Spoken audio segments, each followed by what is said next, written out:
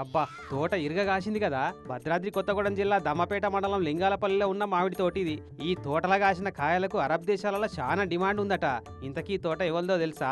మన ఎగుసం మంత్రి తుమ్మల నాగేశ్వర సారథులు 5 ఎకరాలలో మామిడి తోట పెట్టి బంగినపల్లి, సువర్ణరేఖ, ఆల్ఫోన్సో, కేఎస్ఆర్, తోతాపూరి, హిమాయుద్దీన్, మాల్వాసింటి 15 తీర్ల మొక్కలు పెట్టి ఎప్పటికప్పుడు పురుగు ఊసి రాకుండా చీడపీడలు పట్టకుండా పిందె వడంగానే దానికి కవర్లు కాగితాలు కట్టించి మొక్కకు నడమ ఎంత గ్యాప్ ఉండాలో కనుక్కొని మరీ నాటిచ్చిందట సారు. ఈ అట్లా చేసినందుకే శితం వస్తుందట దిగుబడి వచ్చుడే కాదు, ఎగబడి కొనుక్కపోతున్నారట బయట దేశాలకు ఎక్స్పోర్ట్ చేసే బేరగాళ్ళు.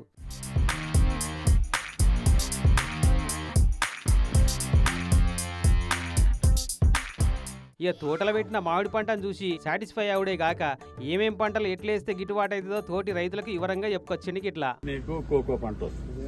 ఇప్పుడు కోకో మనకి డిమాండ్ బాగుంది. దానికి మనం పెట్టుబడి పెట్టేది ఏం లేదు, మొక్క తెచ్చేసేస్తే సరిపోతుంది. దాని కథ దానికి